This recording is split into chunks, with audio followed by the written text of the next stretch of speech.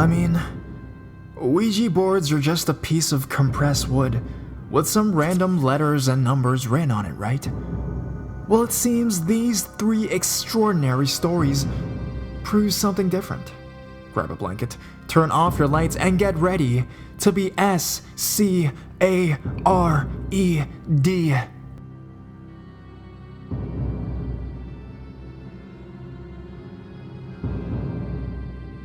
Who is the little girl? This is a story about my friend Natalie. When she was about 15, she and her friends used a Ouija board in her sister's apartment, and they tried to call upon a Russian writer. Everything was going well until the moment they asked him to leave. He kept refusing, kept spelling out "need," which is the Russian word for no. After many tries, he left. That night, he appeared in Natalie's mom's dream and told her to tell Natalie to never call upon him again because he could hurt her. So Natalie's mother told her, but she didn't listen, and she and her friends went ahead and called him another 2 times, so in total 3 times. Nothing bad happened after that, but every time someone would be in that apartment, they wouldn't feel right, so they'd leave and never come back. Eventually, her sister moved out too, until 6 months ago. My friend Natalie was cleaning the dirty apartment because her sister wanted to move back in. She was in the kitchen cleaning when she turned around, and underneath the table, she saw a little girl of about 5 years old, holding her knees into her arms on the floor staring at her. She had long black hair, she was dirty, and she looked very scared. Natalie turned around and came back again, and the little girl was gone. Soon after, she started hearing noises coming from the stove. She left the house and never went back. 2 weeks ago, while sleeping with her boyfriend, she woke up and asked him to switch sides because she could feel the little girl trying to get up on her bed. She could actually feel the covers move. She was very frightened, and now she doesn't know what to do. She feels her so often now. Who is she, and why did she follow her home? Is she trapped from the Ouija board? It's been 8 years now. Any ideas, people? Thanks for reading.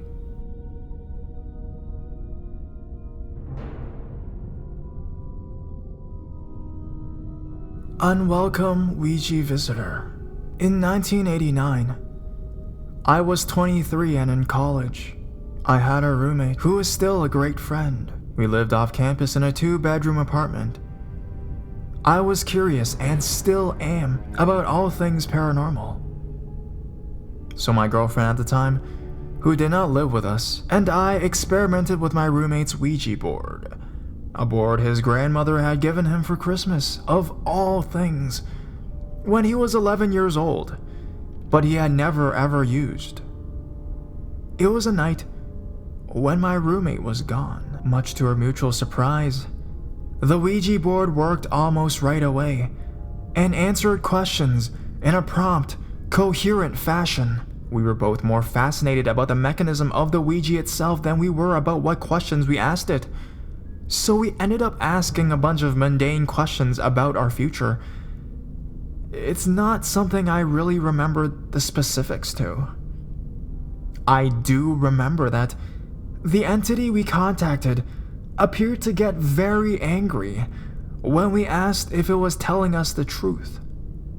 The planchette would move much faster and more forcefully when it was challenged, as well as a feeling of anger in the air. It denied that it was telling us any falsehoods.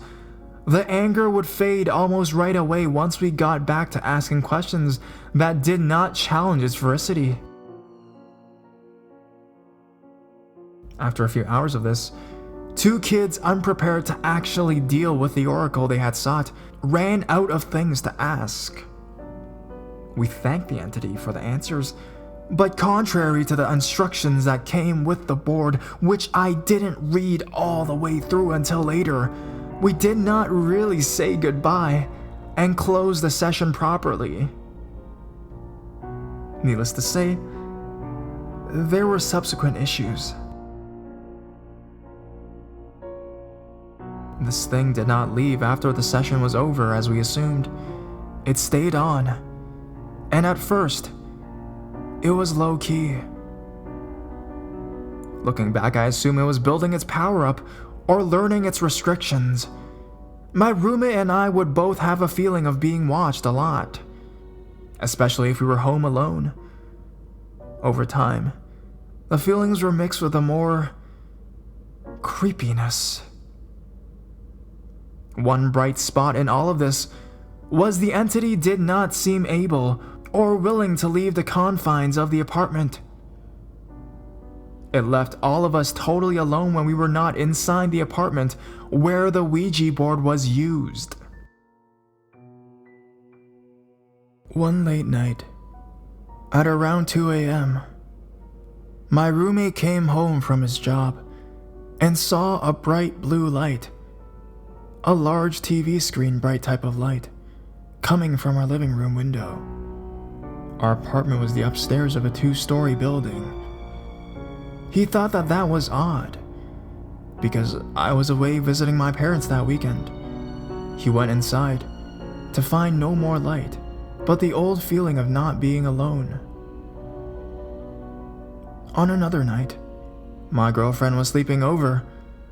We were both startled awake simultaneously by what I can only describe as pure terror, for no reason.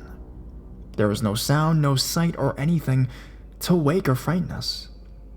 Just the uncontrollable feeling of the purest, most powerful sheer terror I have ever felt.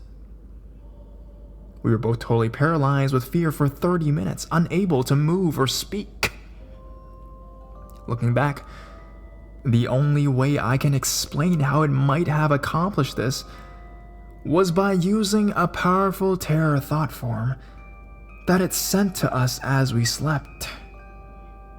Through the terror, we could, however, both sense that the entity was in our room and pacing around the bottom and left side of our bed slowly. We both felt that it was pleased and entertained by what it was doing to us, almost like it was gloating. After a half hour or so of this, we both felt the entity leave the room. It left us alone the rest of that night, and the terror slowly bled away. Needless to say, the girlfriend spent a lot less time at my place. After that night, I was very much afraid of whatever it was. And I had the feeling that things were going to get worse if I didn't do something. This event is what got me to start praying to God regularly, something I continue to do even now 19 years later. After doing some research, I got the Ouija board back out by myself and closed the session from 4 weeks before, according to the instructions. After that, things quit getting worse, but that feeling of being watched was still there for both myself and my roommate. Multiple times a day, I started to say out loud that I was thankful for the entity's original response to my summons and for answering our questions, but that it was no longer welcome here and that it had to go back to where it came from. Every once in a while, after saying this, I would get the vague feeling of resentment for about 10 minutes or so. The feelings of being watched started to be less intense over the next couple of weeks and occurred less often. I was still afraid most of the time I was home. Then one day I was sitting in my bed and I got the feeling of being watched again. It was particularly strong this time, and I could even sense where it was in the room, over by the window. Something in me snapped. I guess I had had enough of being afraid all the time in my own home, and all the frustration and anger that had been piling up for weeks under the fear of this thing was heaping upon me came to the surface all at once. In a haze of rage, it's like I jumped out of my body and onto this thing. All I could see in my mind's eye was 2 powerful fists attached to Popeye-like forearms, pounding on this thing that had been tormenting me for so long. My fists were pounding with huge force on what looked like gray mist, but I did not get a very clear picture. As it was being viciously pounded on and lunged upon, it retreated. It's like I pounded on it for miles and miles. Projection raw rage that I could not control onto. Then, in less than a second, I was back in my body and the thing was gone. Never to return.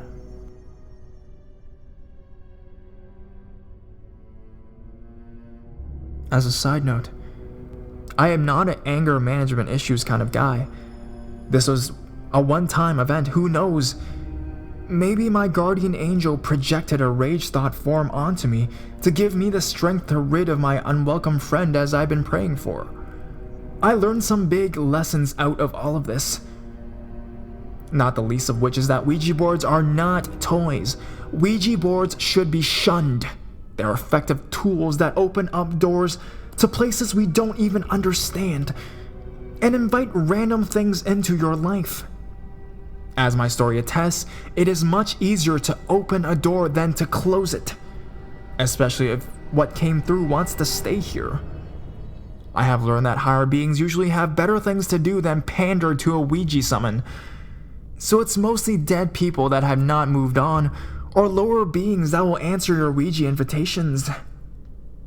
Be careful what you search for. You might just find it.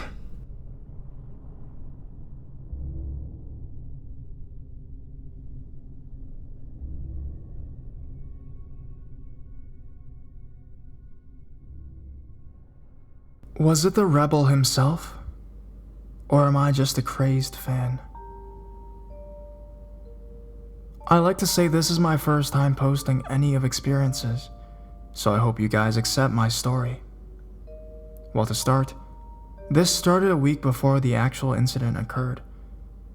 I was reading so much about my hero, the great James Dean, that I was gradually building a fascination to people having seen the icon or talking about his roaming spirit, that I too wanted to try talking to him. Mind you, I've always had experiences growing up, hence why I'm scared of the dark. So I began researching about seances and thought it would be the safest to do so. I still haven't done it myself yet because I'm still a bit afraid to. I'm going to do it with my brother and some reliable friends, but on Monday, June 15th, 2009, I decided to test it myself. I'm not sure if I'm supposed to do that by myself. I'm a beginner at the medium stuff. If you guys have any suggestions, please, I would like to learn. Anyways, it was around 7, and I prepared myself a little bit. I had an overturned glass cup on the floor, 2 really good drawings I did, an actual picture of the famous actor.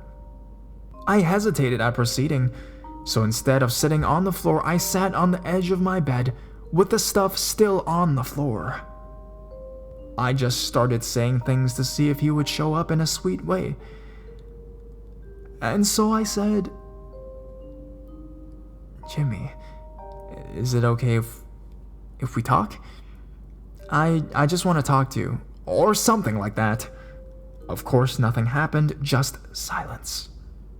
But I felt a little cold touch on my leg, as if something invited me to sit on the floor. I did have the glass on the floor, and I was supposed to put one hand on it with no real pressure so that our combined energies would cause us to communicate. I was going to ask simple questions when I suddenly just stopped and quickly said, "Now is done and leave in peace," 3 times just in case he did come around and left the room to watch TV or something. I stopped it. I did not want to do it.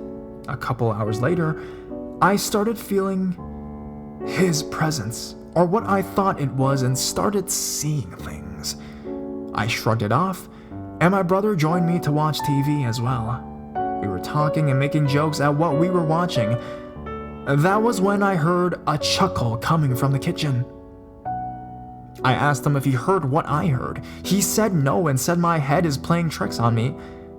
I still haven't watched any of James Dean's films, so I don't know exactly what he sounds like.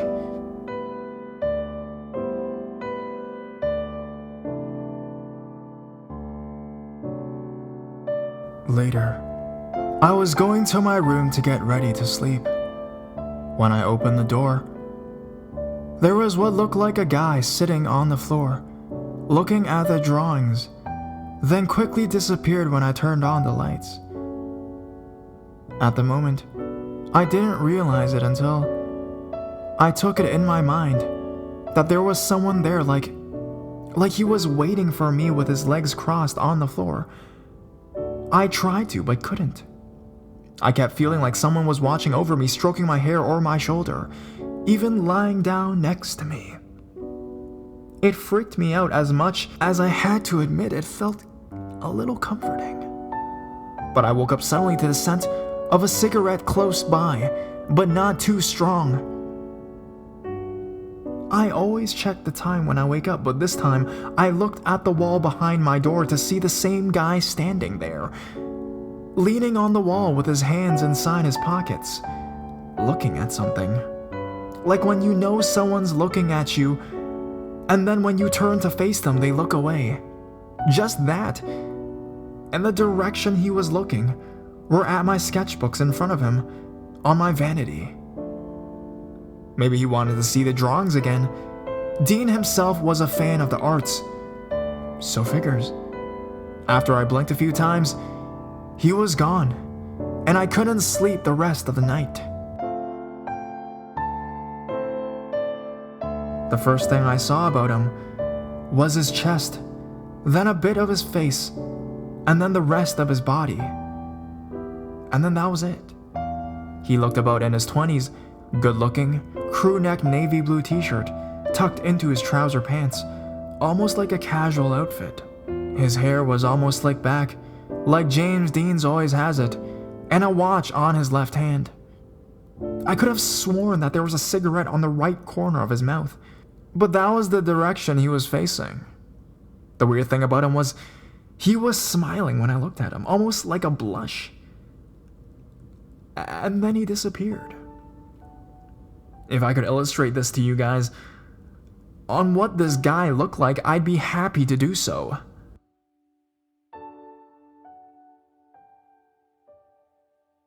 The next day, I stopped all my readings and tried to get things back to normal. I haven't been able to sleep for days, always sleeping when the sun comes out in the morning, because I'm scared of that I might see him again. And every time I would sleep after that incident, I would have a dream that this guy would come up to me and actually kiss me. Don't know why. I'm a fan of James Dean, but don't have any fantasies about him. I have read about him that many of his fans or people would have this experience, and it was said that he would come over to your sleep and have infatuations like this. I don't know what to do. I never thought this would ever happen. I would like some help on what you guys think about this. Is it really the rebel himself or a crazy imagination? Maybe signs that he wants to communicate with me. It's been 4-5 days since this happened, and still kind of feel his presence around me, a friendly sort of loving presence. It's almost a feeling that I want to expect as of a crush moment, or like he wants me to enjoy and not be afraid of his company. I keep seeing shadows, maybe of him trying to get my attention in a playful way when I'm reading. At the moment, it would scare me, but after I think about it, it's sort of sweet. I don't know, it's weird to say that. Maybe Dean could need a friend or probably wants to talk to somebody if he might need anything, you know? I'm still trying to find a way to talk to his spirit for some reason. I don't know, but I'm scared about the result or how to start the seance. Should I perform it by myself or with someone else? When I tried it, it was in my room, and right now it's the only place I feel him in. I mean, it's James Dean, the famous icon I'm talking about. Of course, he was the handsome, reckless, lost boy, charmed, original rebel without a cause in the 50s. So if this is a way of communication for him, I don't know whether to be scared or to be really excited to meet him in person, per se. I'm just happy at the fact that he sat down in my room looking over my drawings of him in a position where he was probably waiting for me to come in and communicate. Maybe my attempted seance did work, but only to the point where now he's trying to be friendly and communicate, but I'm afraid to speak to his spirit. I'm 16, and have had my fair share of experiences growing up, but not ever like this one. I even had one experience where I was at my mom's job, and whenever I would vacuum, I would hear people talking to me, trying to get my attention, and scream things at me for me to hear. I was even grabbed on the shoulder and forced to turn around so I would listen to them, but that's another story. The whole thing with the James Dean is now completely different, and it's a bit pleasant, actually. People thought he was a rude runt and reckless at one point when he was alive, but from what's going on right now, he's quite a friendly charmer. Please, help me out here, guys. What should I do? Let me know anything I should know.